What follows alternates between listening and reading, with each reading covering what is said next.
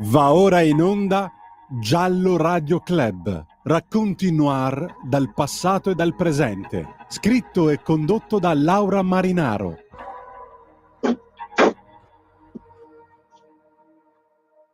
Ok, ripeti quello che hai detto. Quindi io cosa... Ce la fai a dirlo?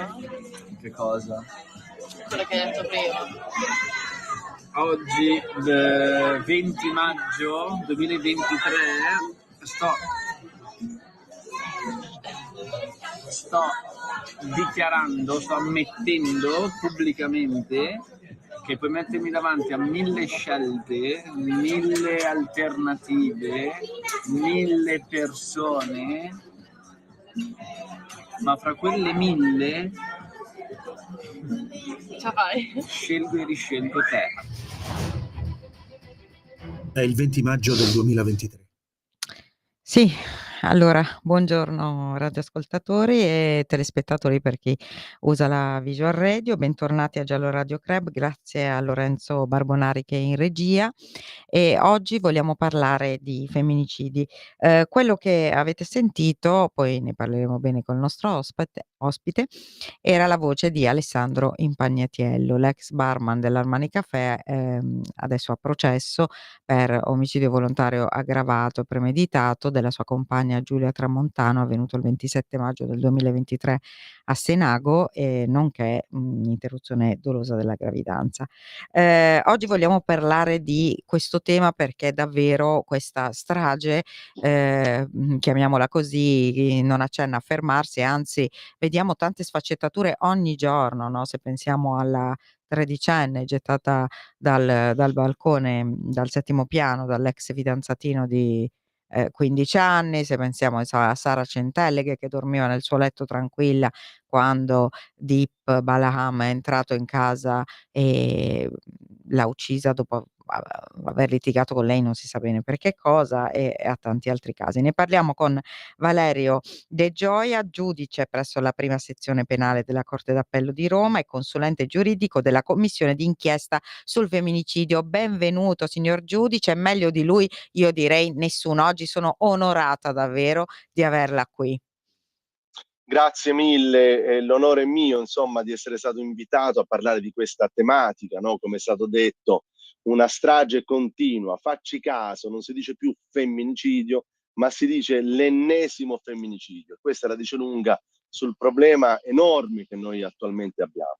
Sì, sì, siamo a oltre 90 vittime dall'inizio dell'anno, anche se le statistiche dicono che sono meno dell'anno scorso, però poi dopo alla fine dell'anno i conti li vedremo, ma soprattutto ci sono poi anche tante altre notizie. Volevo un attimo proprio, cioè l'ho appena letta adesso, di un signore a Palermo che ha sparato, non l'ha ucciso, però ha sparato con un colpo di pistola l'ex fidanzato della figlia perché lei è rimasta incinta e allora voleva tutelare l'onorabilità. Vabbè, siamo al Medioevo, che devo dire a Palermo, siamo nel Medioevo a Palermo. Signor giudice, allora, si stanno chiudendo proprio 2 importanti processi in questo momento che fanno luce su 2 facce, diverse del narcisismo, psicopatologico. Giulia Tramontano, abbiamo appunto detto l'11 novembre è prevista la requisitoria del pubblico ministero, le difese e probabilmente anche la sentenza, non lo sappiamo, se no il 25 novembre, guarda caso. E poi Giulia Cecchettin, insomma, l'altro giorno la notizia di Aurora, 13 anni, Costa Volpino, io stasera andrò tra l'altro alla fiaccolata che si fa in ricordo di Sara Centelleghe. Insomma, che cosa sta succedendo? Beh, sotto gli occhi di tutti, no? Abbiamo queste notizie, cerchiamo tutti di capire i motivi, le ragioni, ma più che per una curiosità, io penso che ognuno di noi, ecco, voglia evitare che episodi del genere possano colpire la propria famiglia. È Quindi vero. quando noi poi siamo molto attenti anche alla trasmissione, probabilmente molti ci stanno seguendo oggi per capire Sì. di più, per verificare qual è stato il motivo per il quale in un caso, no, qui abbiamo 2 vittime, 2 Giulia è l'elemento in comune, però le storie sono molto diverse, Sì. perché mentre in un caso di una Giulia, che peraltro aspettava un bambino, c'era un uomo che desiderava passare la sua esistenza con questa ragazza e ha ritenuto che la soluzione più semplice fosse eliminare lei, che era un ostacolo forse alla sua carriera, al suo modo di affermarsi e anche al bambino, che evidentemente, diciamo, Dava costituiva fastidio. altrettanto un problema. E poi abbiamo l'altra Giulia, che è una Sì. storia per certi aspetti ancora più incredibile, di un uomo che tutti noi abbiamo visto l'altro giorno nel corso dell'esame narrare, raccontare questi fatti come se raccontasse fatti di altri, che non accettava la fine della relazione, cioè lui non accettava l'idea di una vita senza questa Giulia. Allora cosa faccio? Io l'ammazzo, la elimino, o con me o devi morire. Questo è il problema che noi abbiamo. Allora bisogna indagare, si è detto molto, ma forse il legislatore può fare di più, ma forse le forze dell'ordine devono prestare maggiore attenzione, ma probabilmente, Laura, qui il problema è di natura culturale, no? Bravo. Dovremmo realizzare una sorta di torsione culturale, perché colui che esplode a 28 anni, 29 anni in questi gesti, probabilmente qualche segnale l'ha dato prima e verosimilmente qualcuno ha sbagliato nella sua formazione, che può essere la famiglia, può essere la scuola, può essere il gruppo sociale nel quale lui si è trovato, perché gli ha fatto pensare che certi ideali, certe modalità Sì. che poi hanno portato a questi drammatici episodi potessero essere accettati. Infatti se ci fermiamo un attimo proprio, non so chi l'ha visto il video o comunque avete sentito come parlava Alessandro Impagnatiello, noi che seguiamo il processo, noi cronisti abbiamo imparato purtroppo a conoscerlo ed è davvero, un attore insomma, ecco, è proprio un bugiardo professionista. Lì in quel video lui parlava con l'amante, a la quale peraltro gli ha fatto registrare quelle parole proprio per farle vedere a Giulia, perché l'aveva già smascherato, no, aveva già capito con chi si trovava a parlare. Avete visto proprio un atteggiamento di spocchiosità, di cioè si vedeva chiaramente che non c'era empatia, in questo ragazzo, anche se diceva: "Ah, tra 1000, opportunità scelgo te", ma cioè si vedeva e si capiva anche dalla voce chiaramente. Turetta ha un'altra faccia appunto della medaglia e poi c'è questo quindicenne che voglio dire si appostava. Ecco lì, signor giudice, le chiedo veramente, lì c'è qualcosa invece che non ha funzionato, perché lì invece la mamma di lei l'aveva attenzionato, l'aveva segnalato, aveva detto alla figlia, erano stati chiamati i servizi sociali perché lui si appostava nell'androne del palazzo a dormire, eccetera, eccetera. Quindi lì c'erano i segnali e c'era probabilmente anche una paura recondita di questa madre, no, io l'avrei avuta da madre di una figlia femmina, eppure è successo lo stesso. Allora lì, se 15 dovesse essere anni, confermato, 15 anni sì, lui. sì, sì, la cosa, se dovesse essere confermato, perché adesso Sì, le indagini sono in corso, penso che forse tra le ipotesi di reato ci sia proprio quella dell'omicidio volontario, no? Poi verrà verificato e sì. accertato. Se dovesse essere così, quello forse riesce ad essere il caso che supera tutti gli altri, perché nel momento in Infatti, cui un perché lo ragazzo di 15 stalking anni, c'era, era evidente ed era stato perché noi denunciato.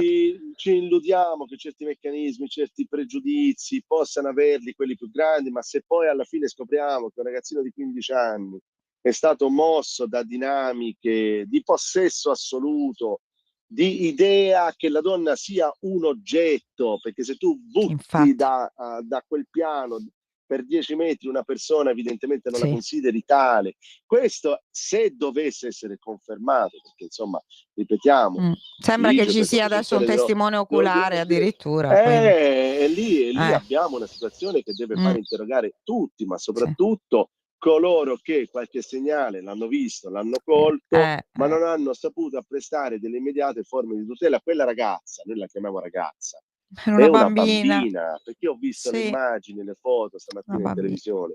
Era una bambina, a 13 anni sei una bambina. sì, A 13 anni dovrebbero esserci, non dico costantemente i genitori, però se il genitore non c'è, ci deve essere la struttura scolastica, ci deve essere un sistema che possa verificare. Addirittura si parla di messaggi nei quali la ragazza, già avendo patito poi una serie di atteggiamenti particolari, veniva insomma invitata a segnalarli, a farli emergere. Lì forse la sottovalutazione è stata questa.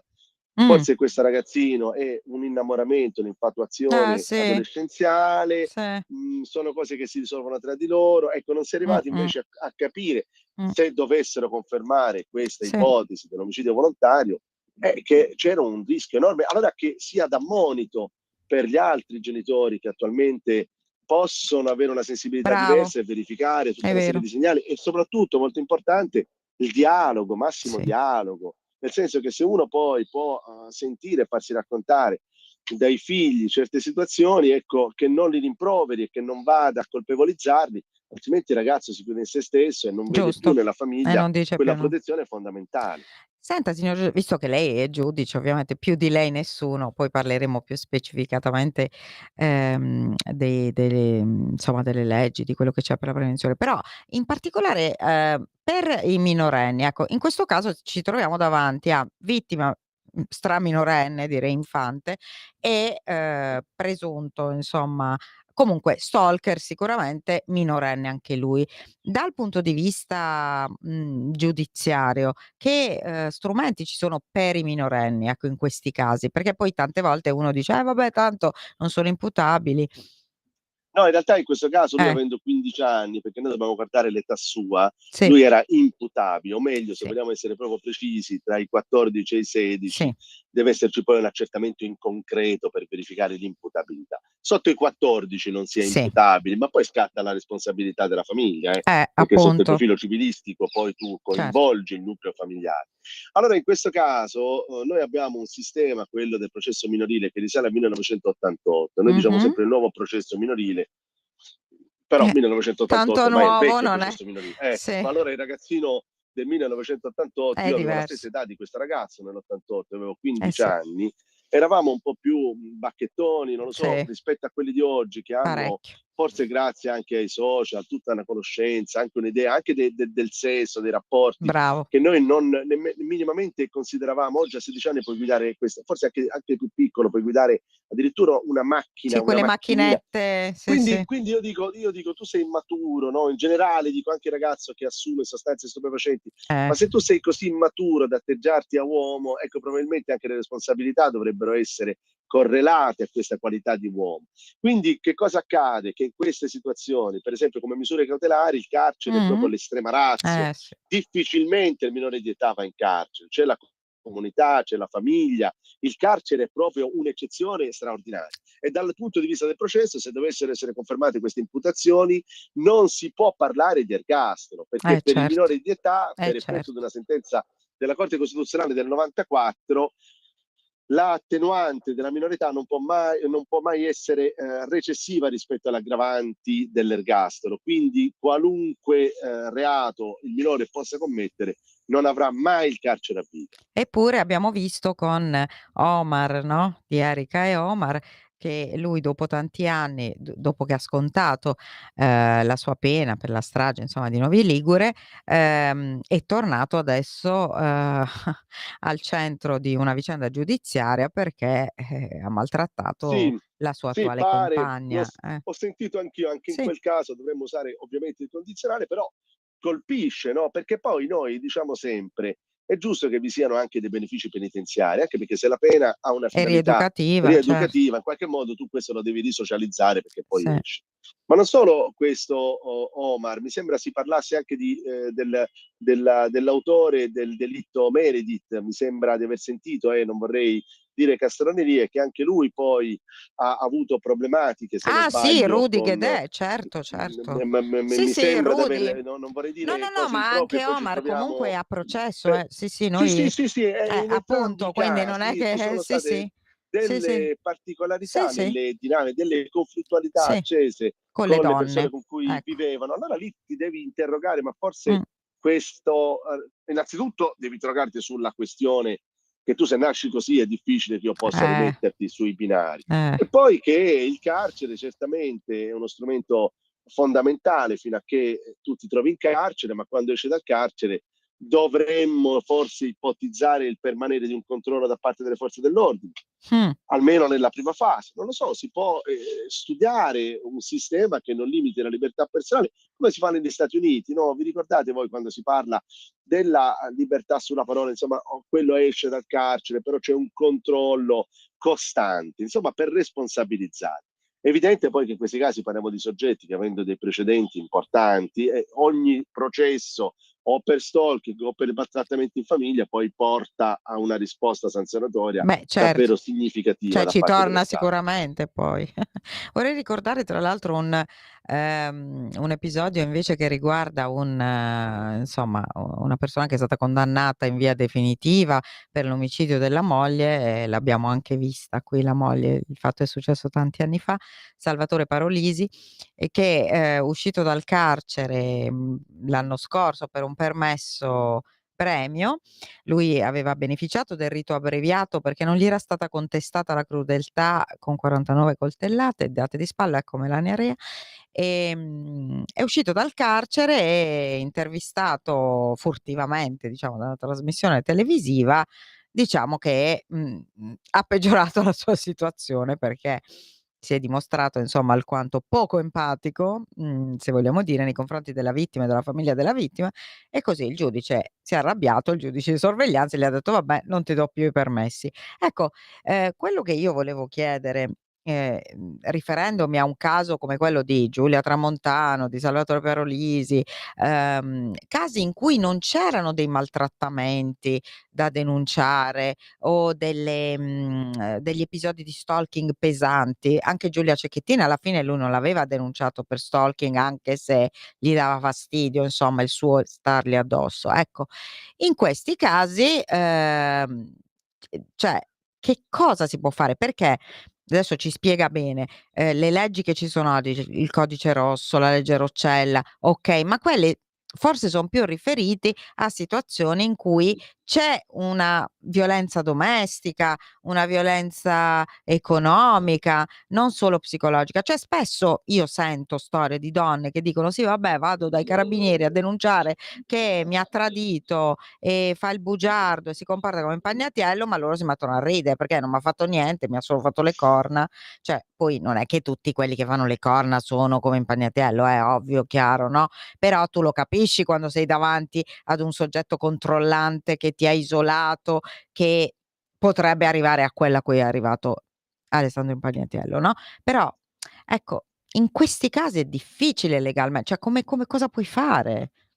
Ma in questi casi è difficilissimo, e anche perché alcuni di questi soggetti hanno una grandissima capacità, è stato correttamente detto, no, di isolare quella persona. Mh, A parte di colpevolizzarla, io ho assistito allo spettacolo di Roberta Abruzzone, no? Ha sì, invitato sia me che la presidente della commissione femminicidio, e ci ha colpito in una serie di considerazioni che sono quelle extra giuridiche, nel senso che eh tutta una serie sì, di comportamenti del narcisista, del soggetto che ti allontana, ti fa litigare, ti allontana dal circuito familiare e degli amici, perché quando non c'è la denuncia, gli unici che in qualche misura possono essere messi al corrente di quelle situazioni particolari, di quei sono i campanelli d'allarme, familiari, sono proprio gli amici e i familiari, sì. che possono darti una mano, possono aiutarti, possono anche dire: "Bah, intanto andiamola a segnalare". Guardi, noi non abbiamo soltanto il procedimento penale, abbiamo anche l'ammonimento del questore, che è uno strumento Ecco, utilissimo, perché spieghiamolo in quel bene. caso,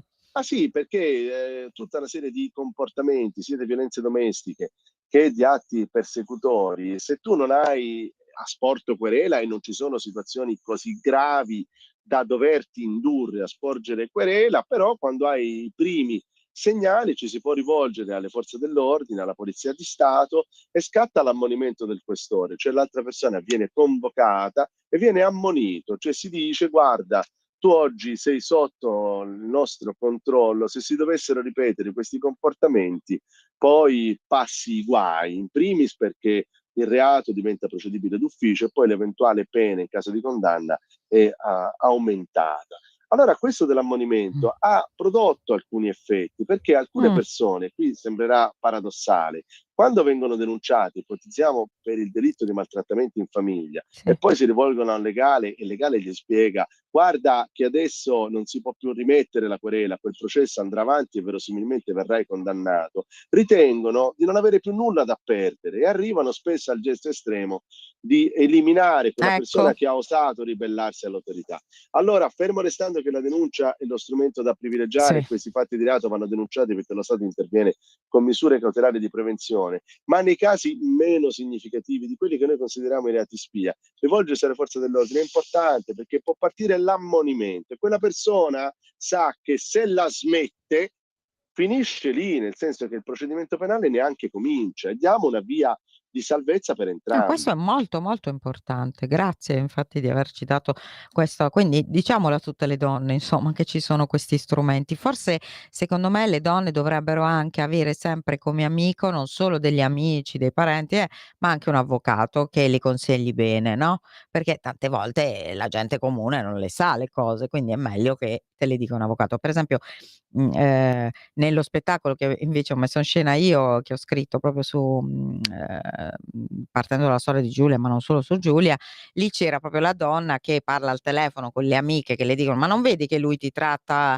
come uno zerbino", eccetera, eccetera. E lei non ci vuole credere, perché poi succede anche questo, no, perché lui ti ha talmente manipolato, talmente fatto il lavaggio del cervello che tu, praticamente vivi solo per lui e lui, dice che vive solo per te, ma non è così.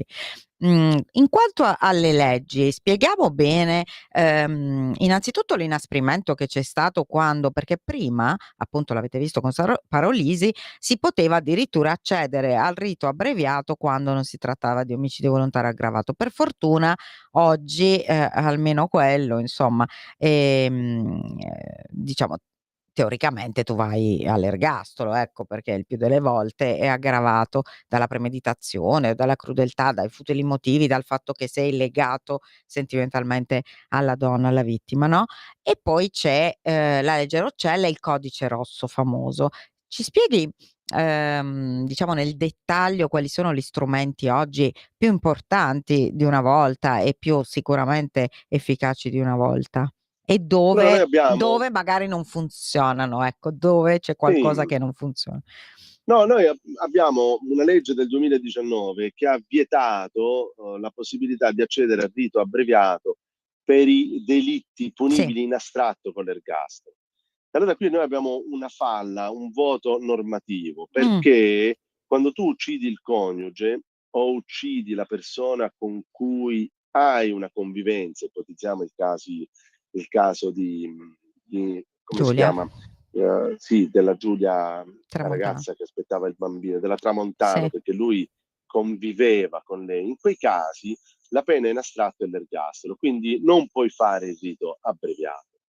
Negli altri casi, per esempio il caso della Cecchettin, Turetta, sì, solo con uno sforzo della procura che ha contestato la premeditazione, detto tra di noi, la premeditazione ad una lettura più attenta, diciamo, siamo proprio al limite, perché ci vorrebbe quell'apprezzabile lasso temporale, insomma, lì è al limite. Ed sembrerebbe, apparirebbe quasi una forzatura per arrivare anche in quel caso alla contestazione di una aggravante sì, per evitargli di far fare sì, l'abbreviato. sì. Quindi che cosa succede? La norma del codice penale dovrebbe equiparare la situazione del coniuge o convivente a quella dell'ex coniuge o della persona con cui c'è stata la relazione sentimentale, perché non ha senso, perché io non posso Giusto, trattare in sono maniera d'accordo. deteriore una donna che ha avuto il coraggio di lasciare l'uomo. Cioè la Giulia Cecchettin, Infatti, che ha avuto il coraggio di lasciarlo, non può poi vedere in astratto la sua pena più ridotta rispetto all'essere rimasta insieme a lui. Il codice sì, rosso ha fatto tanto, il codice rosso sì, ha introdotto delle nuove fattispecie di reato, tutti ricordano il revenge porn, io lo chiamo l'omicidio della reputazione, perché nel revenge porn quando parte un video o un'immagine sessualmente esplicita sono dolori, non la togli più, non la togli più è da vero, internet, che ne dicano è degli vero. imbroglioni che ogni tanto si spacciano per grandi tecnici e dicono rivolgiti a noi che togliamo tutto. È impossibile, tu puoi togliere quello che trovi di volta in volta, ma tutto è impossibile. Chi ha creduto a queste voci poi si è ricreduto, anche in fatti di cronaca Sì, significativi. sì, Poi abbiamo avuto l'omicidio di identità, cioè sì.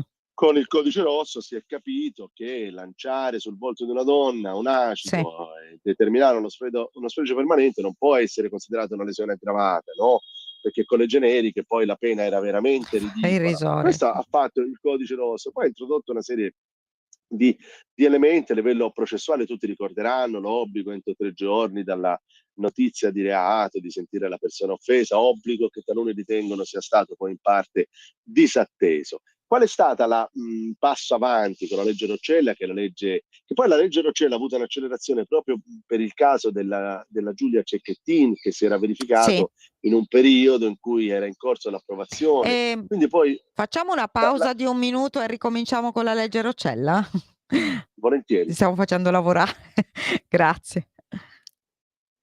Un nuovo modo per sostenere la tua radio. Visita radiolibertà.net. Ti basta un click e potrai versare il tuo contributo volontario direttamente online. Potrai donare con ogni tipo di carta di credito, anche prepagata. Ti aspettiamo online Su radiolibertà.net. Sostieni la tua radio con il tuo contributo volontario. Radio Libertà. La tua radio. Diamo voce alla nostra gente.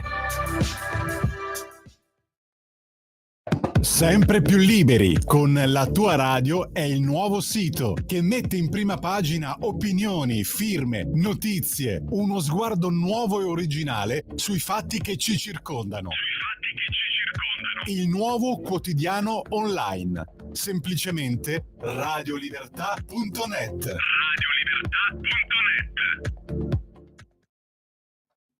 Eccoci, siamo tornati. Allora, stavamo parlando della legge Roccella che è stata introdotta proprio in occasione dell'omicidio di Giulia Cecchettin, che grazie a Dio ha fatto tanto rumore come voleva la sorella di Giulia, Elena, diciamo sulla questione del patriarcato, magari ne parliamo dopo. Ci stava spiegando il giudice Valerio De Gioia come funziona e che cosa comporta questa legge. Sì, questa legge ha in qualche misura potenziato tutte quelle misure di prevenzione cautelare, cioè si è accorta che il codice rosso aveva fallito in quella delicatissima fase che va dalla denuncia all'adozione della misura cautelare. Sì. Quindi che cosa ha fatto? Per esempio ha consentito l'adozione delle misure cautelari per i cosiddetti reati spia. I reati spia sono dei reati minori, per esempio le minacce aggravate, le percosse, la violenza privata, che solitamente non consentono al giudice per il regime sanzionatorio di adottare le misure cautelari. Però quelli sono detti anche reati sentinella, cioè spesso certi fatti di reato più importanti sono preceduti da queste condotte. Quindi ha cercato la legge Roccella di anticipare quegli strumenti di tutela, facendo un buon lavoro. Per esempio ha esteso anche le misure di prevenzione, che sono misure di polizia, della sorveglianza speciale, cioè misure che un tempo erano destinate ai mafiosi e ai terroristi, oggi possono essere adottate anche nei confronti degli uomini violenti, addirittura con l'applicazione del braccialetto elettronico. Ecco, cioè per veniamo poter al braccialetto monitorare. però. Sul braccialetto elettronico, no, se ne vogliamo parlare, perché so che c'è stata una polemica negli ultimi giorni. Sì. Vanno fatte alcune precisazioni.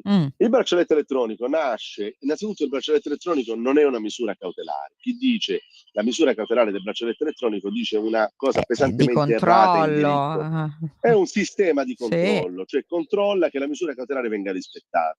Le misure cautelari sono due, gli arresti domiciliari e il divieto di avvicinamento. Per gli arresti domiciliari, il problema del braccialetto elettronico, che detto tra di noi non è manco un braccialetto ma è una cavigliera, problemi particolari non ne abbiamo mai avuti, perché negli arresti domiciliari tu hai un'unità di sorveglianza locale che controlla il perimetro, monitora l'abitazione, quello appena mette piede fuori dall'abitazione parte l'allarme e gli operanti sanno che quello sta a 2 metri da casa, ok? Quando invece noi con il passare del tempo abbiamo esteso il braccialetto elettronico anche al divieto di avvicinamento, innanzitutto è stato moltiplicato l'utilizzo di braccialetti elettronici, si dice che da 2000 adesso sono 6.000, peraltro con la Roccella si possono utilizzare anche per i reati spia, quindi è chiaro che adesso sentiamo parlare più di malfunzionamenti perché sono aumentati a dismisura i casi di impiego di braccialetti elettronici. Cioè per uno che non funziona, 3.000 funzionano, questo vuole dire. Bravissima, brava, l'informazione corretta deve essere questa, Mm. che il braccialetto elettronico, lo garantisco, perché fino a quando sono rimasto in tribunale, grazie al braccialetto elettronico mi arrivavano le segnalazioni, aggravavo la misura e l'aggravamento si intuisce quale può essere se tu mi vai a Certo, violare, a certo, trasgredire, insomma vai in carcere, così siamo certo. tutti più Sì, sì. sereni. Cosa è successo? Col divieto di avvicinamento, però, qui abbiamo un doppio problema, perché l'uomo continua a indossare la cavigliera, ma si può muovere liberamente sul territorio nazionale. Ah, La ecco. donna deve portare con sé un altro dispositivo, Sì. perché per verificare che venga rispettata Sì. quella che per effetto della rocella è diventata la distanza minima di 500 metri, la donna deve portare con sé un dispositivo. Allora che cosa succede? Perché si moltiplicano i falsi allarmi e i malfunzionamenti? Perché se l'uomo sta in una zona in cui non c'è campo, Ah, ecco. o la donna va al supermercato e non c'è campo, parte il falso allarme, la segnalazione alla centrale operativa che subito si mette, diciamo, sull'attenti perché qualcosa non sta funzionando. E poi ci sono state, purtroppo pochi, ma ci sono Ultimamente, stati sì. anche uno o due casi in cui quell'uomo manipolatore ha convinto la donna A che la voleva spegnere. vedere, Sì, che sì, l'amava e che era sì, cambiato. La donna, in pochi casi, però è è successo, questo vero. non vuol dire che non ci sia la colpa delle istituzioni sull'uso del braccialetto, in un caso almeno non ha portato con sé il dispositivo o Sì, non l'aveva ricaricato e questo ha sì, portato alla mancata segnalazione. sì, Però sì. ci sono certamente anche dei problemi di malfunzionamento, ma è importante dirlo e sono contento che è stato detto che per quei pochi casi gravissimi che non ci devono essere, ce ne sono tantissimi per i quali questo braccialetto elettronico ha salvato le vite delle donne. Poi una domanda assurda volevo fare al tecnico proprio. Innanzitutto se, la pena, cioè quindi la pena più esemplare, l'ergastolo insomma, è un deterrente o no e perché non lo è? Non lo E è, non lo è. perché non istituire una specie di ergastolo ostativo anche per questo tipo di reati? Perché mi spiego, no, nell'ergastolo comunque il tribunale di sorveglianza, e insomma segue il detenuto e se va tutto bene, se si comporta bene, accede ai percorsi di riabilitazione, eccetera, eccetera, più delle volte studiano, questo tipo di detenuti. Impagnatiello ha detto che vuole fare psicologia, vabbè, e si laureano anche. Ogni anno hanno 3 mesi di sconto, quindi alla fine ovviamente dopo 15, 16 anni, bene o male, iniziano ad uscire magari per andare a lavorare, poi rientrano la sera e nessuno fa veramente l'ergastolo. Ecco, e questa provocazione, può sembrare assurda, però c'è tanta gente che lo dice: "Ma perché non fare l'ergastolo stativo per questi omicidi così efferati?" Ovviamente deve essere super provato, magari c'è anche una confessione, è stato condannato in Cassazione, eccetera, eccetera. Allora, quindi la prima domanda, il deterrente ha detto non funziona perché? E poi questa domanda qui. Allora, non funziona per un semplice motivo, anche se introducessimo in Italia, cosa che non vorrei mai nella maniera più assoluta, la pena di morte, Ah, no. questo non porterebbe alla riduzione dei femminicidi, come confermato dal fatto Beh, che certo. spesso l'uomo che uccide la donna poi si toglie la vita. Quindi immagina, questo ha già messo in conto di morire, cosa gli può fregare della pena di morte. Noi abbiamo un altro problema che è questo, cioè una mancata conoscenza del regime sanzionatorio. Se io ti chiedo qual è la pena per i maltrattamenti in famiglia, non penso che tu mi dica subito da 3 a 7 anni. Quindi figurati il maltrattante invece che poi della questione giuridica se ne disinteressa totalmente. Sì, O se ti dico qual è la pena per l'omicidio, no? La pena non può essere inferiore a 21 anni, questo dice la nostra. certo.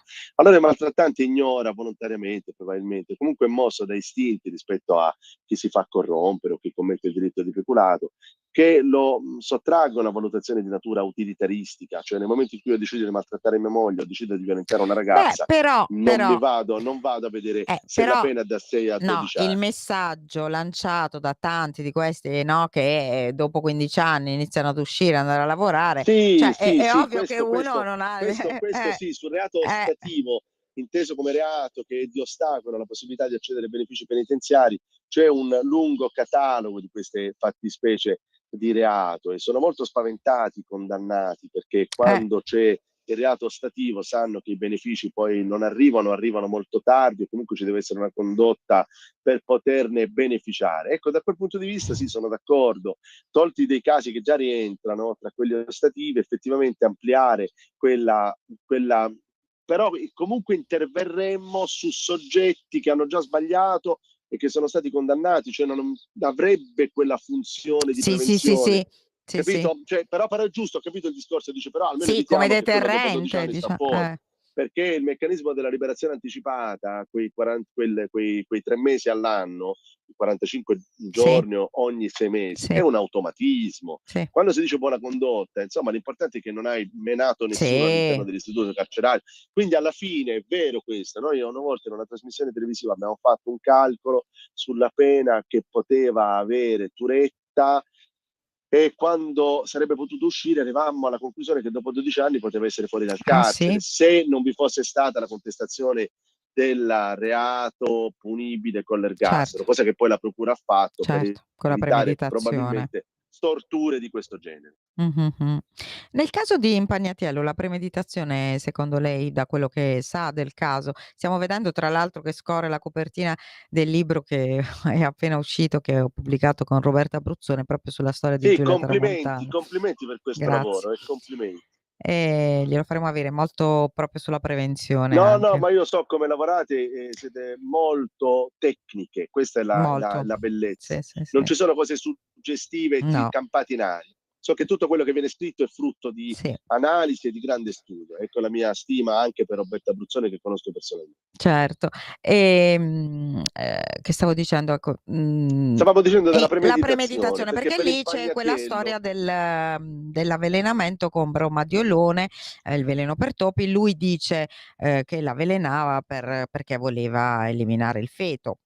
Peraltro sì, c'era allora il stato suo anche all'inizio una stessa volontà di Giulia quasi, l'aveva buttata lì, abortisco, lui no, cioè cambiava idea, era molto altalenante, alla fine è passato il tempo e lei ha deciso di tenerlo giustamente, e lui vabbè, sappiamo cosa ha fatto, insomma ha continuato a dire bugie, ha organizzato anche la festa, per, la disvelazione del sesso del nascituro, quindi l'ha organizzata lui, quindi a marzo, quando l'avvelenava già da un po' di mesi. Ecco, però lì ho visto in aula, io c'ero, è un po' sul filo del rasoio quella premeditazione lì. Sì, perché quella premeditazione, l'avvocato che fa bene il suo mestiere, la riferirà non all'omicidio della Infatti, ragazza, perché in quel caso la infatti. premeditazione, collegandosi all'omicidio volontario, porta alla pena dell'ergastolo, ma la riporterà Mh, esclusivamente all'altro delitto, quello che all'interruzione. noi chiamiamo minore, questo disturba, perché quella interruzione di Dolosa. gravidanza non consensuale, Sì, perché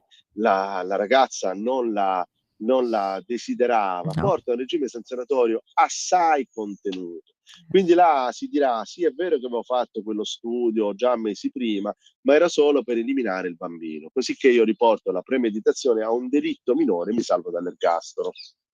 In realtà poi il bromadiolone, ricordiamo che poi è stato, questo acclarato anche dal medico legale, dall'anatomopatologo e dal fetologo addirittura, il bromadiolone provoca una, riduzione della coagulazione del sangue anche nella mamma, non solo del bambino. Quindi, praticamente Giulia, se si fosse fatta male in un qualsiasi momento, avrebbe potuto rischiare di morire dissanguata comunque, indipendentemente da quello che è successo. Poi vabbè, gli ha dato 37 coltellate e lì era difficile, salvarsi. Ehm, di cosa volevo parlare? Volevo parlare appunto anche di Cecchettin. Lì invece è, la premeditazione, loro la contestano perché c'è questo elenco, no, di innanzitutto i suoi comportamenti ovviamente, stalkerizzanti, pesantemente stalkerizzanti, ma poi c'è tutto l'elenco delle cose da fare e dei luoghi, probabili per l'occultamento del cadavere, della strada da fare per la fuga, perché ricordiamo che lui, tenta la fuga e poi viene addirittura arrestato in Germania. Si riuscirà secondo lei, signor giudice, a a farla passare in sentenza, insomma, come... Ma probabilmente in primo grado verrà riscontrata. Ora, se non sbaglio, la sentenza sarà, la lettura del dispositivo è prevista per il 3 dicembre. Se dovessi fare una previsione, io ritengo che lui verrà condannato all'ergastolo, verrà lasciata anche l'aggravante della premeditazione, aggravante che probabilmente cadrà invece nel giudizio di appello, se dovesse esserci condanna e poi dovesse esserci l'appello. Però lì alla fine, poi nel momento in cui si è scoperto quella condotta persecutoria che aveva posto precedentemente in essere ai danni della ragazza, perché questo sta emergendo, a quel punto non serve più neanche scomodare la premeditazione, perché se tu uccidi la donna che era vittima di atti persecutori, comunque la pena è sempre quella dell'ergastolo. Quindi io ritengo che verosimilmente, se dovesse cadere quell'aggravante, rimane sempre la pena dell'ergastolo. Quello che è stato fatto dal difensore è apprezzabile, perché il difensore, consentendo l'acquisizione degli atti, ha fatto una cosa importante, cioè ha evitato di trascinare il processo per un anno e mezzo, con dolore di tutte le persone che sarebbero state chiamate a riferire in giudizio. Questo è apprezzabile. Io ho apprezzato molto il gesto del difensore e anche del PM, perché ci deve essere anche il consenso del PM. Verosimilmente questa condotta, unitamente alla esame con quelle dichiarazioni, chiamiamole confessorie, ma a me pare non abbia aggiunto nulla nel corso del suo esame, sono finalizzate a conseguire le circostanze attenuanti generiche che, portate in bilanciamento anche come equivalenza alle aggravanti, ecco, è l'unico modo per salvarsi dall'ergastolo. Vedete come a me affascina tantissimo quando parlo con un giudice, sempre questa cosa dell'aggravante, l'equivalenza. Con questo giudice in particolare, è ovvio che è il più chiaro proprio nel spiegare tutto quanto. Quindi, no, questo lo dico perché la gente, ci sono tanti luoghi comuni, no? La gente che dice: "Ah, la giustizia in Italia non funziona". No, non è vero.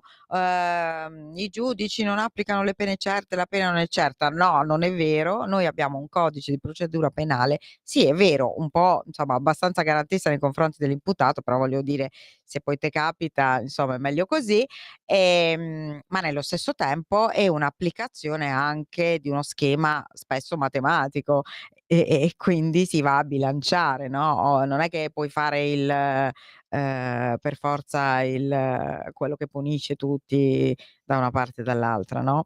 Però mi vengono in mente tante domande. Prima dell'ultima, quella che voglio fare sull'intelligenza artificiale, perché ho visto che hai partecipato a tanti convegni, mi viene in mente per esempio una domanda, sul fatto che può aiutare questa intelligenza artificiale nella prevenzione e come? Nelle donne, per le donne maltrattate? Sì, allora ovviamente noi dobbiamo lavorare su tutti i fronti, no? Soprattutto anche su situazioni nelle quali ci sono state delle sottovalutazioni. Questo va detto, nel senso, le forze dell'ordine lavorano molto bene, i magistrati fanno il loro lavoro, però quando sono sfuggite talune situazioni perché non si è capito che in quel caso il divieto di avvicinamento non serviva a nulla, io dico sempre, in presenza dei presupposti, se tu dai il carcere, non salvi solo lei, salvi anche lui, perché è destinato al carcere a vita, e salvi i figli, famosi I figli, le doppiamente vittime orfani di secondarie, lui e sì, lei. Quindi assolutamente. bisogna saperle calibrare. Ora, se non siamo noi in grado, come giuristi, nel valutare quegli elementi, allora, per esempio, io sono dell'idea che si possa aggiungere alla competenza giuridica del magistrato anche la competenza dello psicologo, perché a fronte di un Bravo, soggetto che questo ha son davanti... d'accordissimo. Scusate, ma io quando valuto uno, lo valuto in base ai precedenti penali.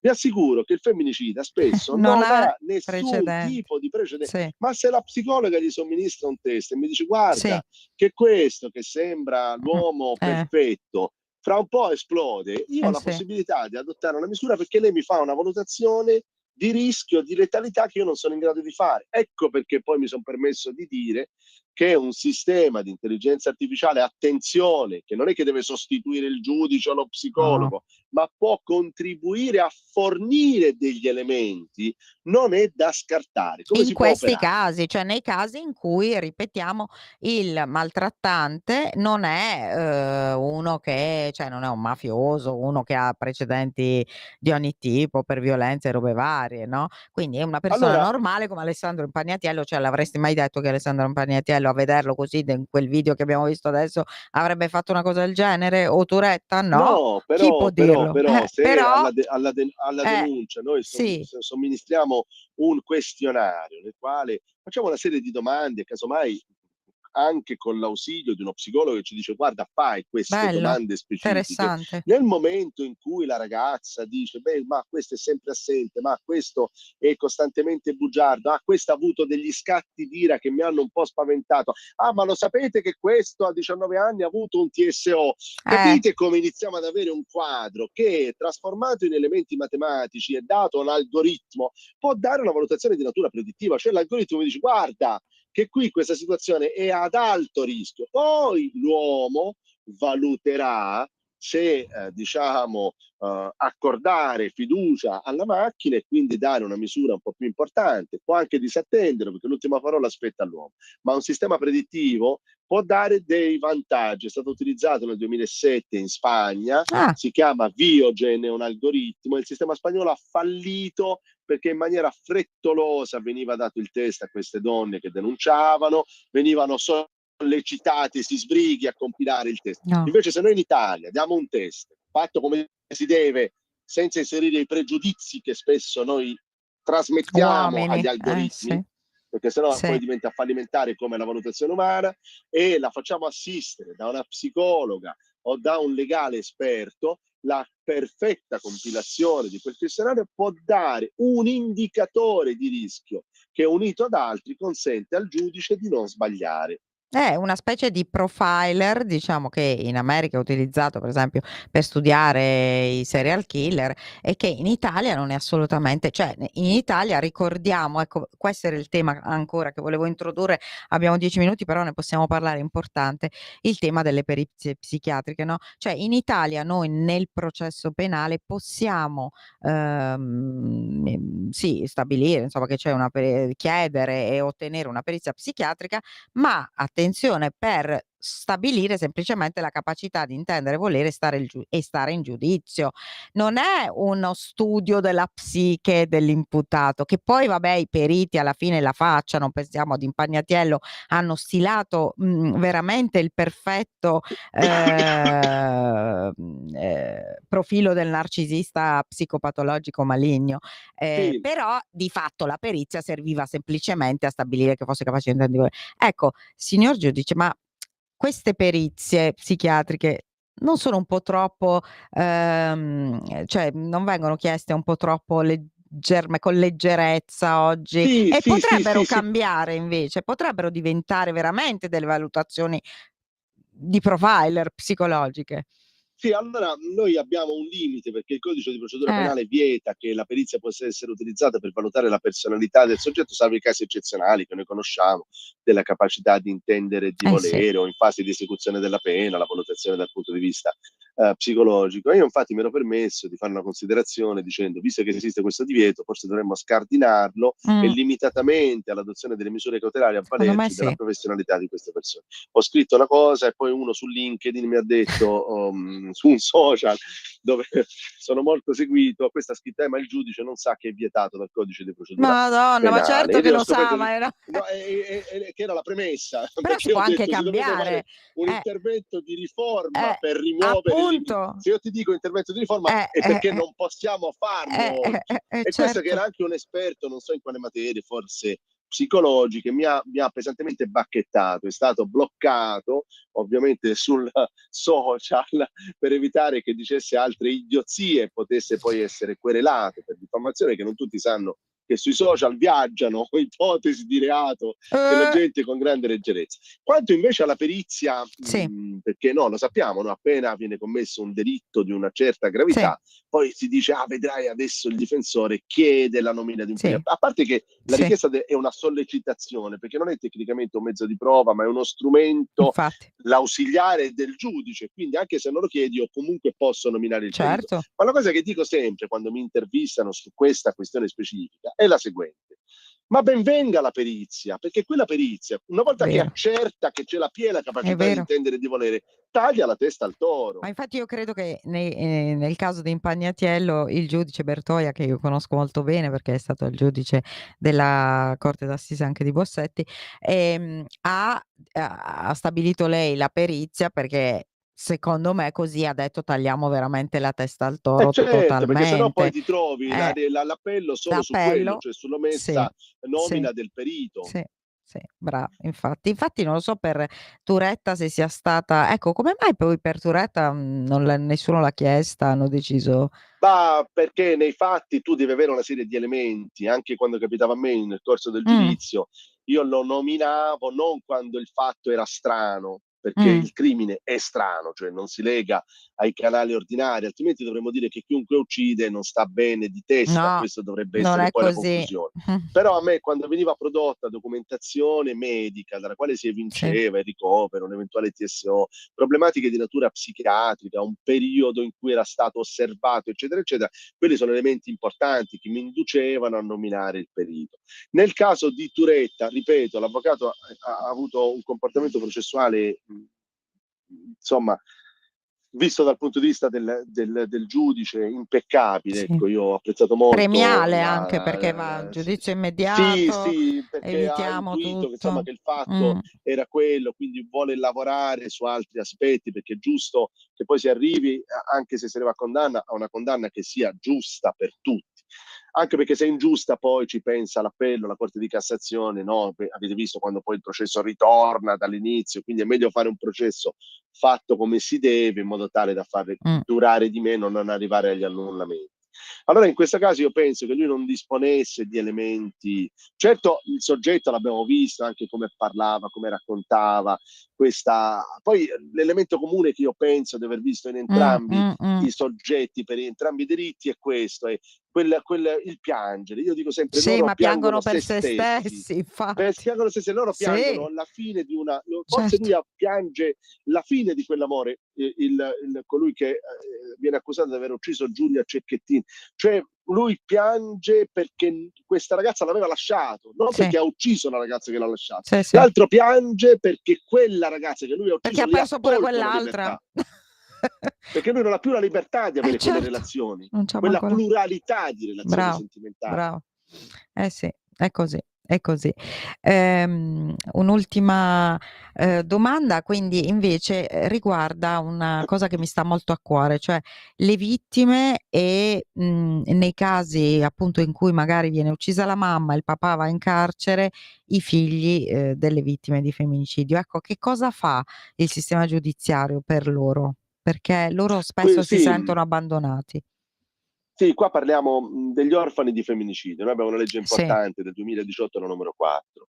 Io non so se conosci un'autrice Mediaset, si chiama Carollo, che si è sì. molto occupata di questa tematica, ha Conosco presentato anche abbiamo anche. intervistato qui un orfano di femminicidio che ha fondato un'associazione, sì, Sì, sì, e ti Giuseppe. assicuro, Mh. questa autrice poi aveva fatto un grande lavoro, una specie di docufilm, ci siamo anche confrontati per capire Sì, cosa non funzionava, lei mi e ha raccontato quello che le era stato detto. Allora, sugli orfani di femminicidio noi abbiamo un problema enorme, enorme di burocrazia, un problema enorme, perché tutte le provvidenze di natura economica, l'una tantum che deve essere corrisposto all'inizio, che in realtà ti potrebbe essere corrisposto solo col passaggio in giudicato dell'ultima sentenza, quindi tu Mamma immagina mia, questo ragazzo anni, che deve anni. aspettare allora grazie alla Roccella, alla legge Roccella 168 si è prevista una provvisionale, però arriva al massimo a un terzo, l'importo è 60.000 euro, cosa gli possiamo dare? 20.000 euro? E Se gli che va se ne bene, fa? e poi abbiamo l'ulteriore problema, le famiglie affidatari. che per avere Ah, sì, quei soldi, ma sono importi veramente esigui, devono compilare dei sì. moduli che neanche per, Penso diciamo, 400 euro al acquistare un... mese, sono tipo 400, No, 500, forse sono qualcosa in meno, forse sono pure di 300. meno. Sì, Insomma, dovremmo intervenire in primis con stanziamenti più importanti, sì, con un censimento degli orfani di femminicidio, perché bello, ancora non è stato fatto. E bravo. quindi se tu devi stanziare importi, devi sapere quanti sono all'anno.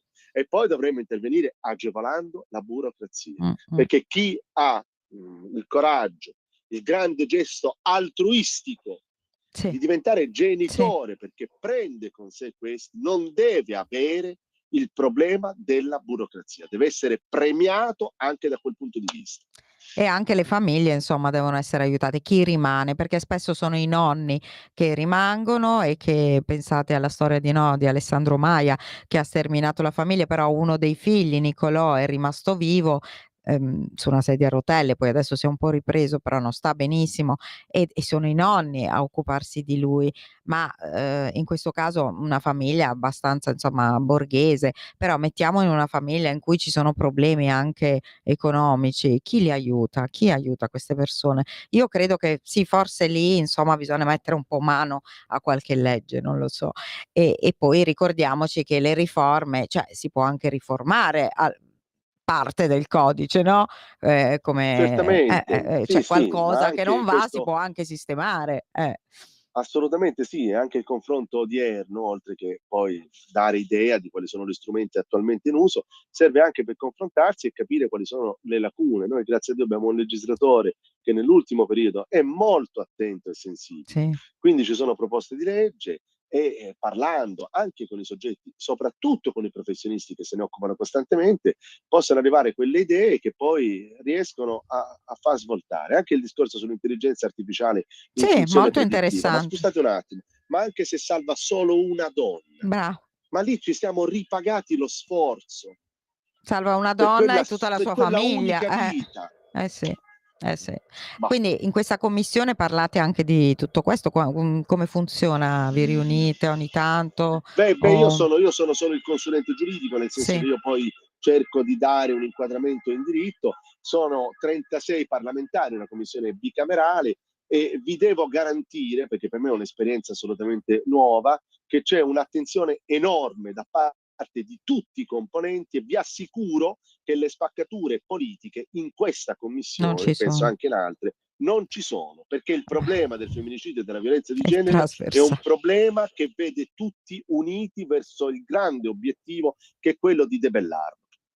Grazie, veramente un bellissimo messaggio, grazie di tutto, magari qualche altra volta la richiameremo, e quindi niente, alla prossima puntata di Giallo Radio Club. Ricordiamo queste donne, insomma, da questo video che ho voluto montare, sono tante purtroppo e non dite: "Ah, ma anche gli uomini vengono uccisi dalle donne." No, anche no, cioè nel senso ce ne sono pochissimi casi.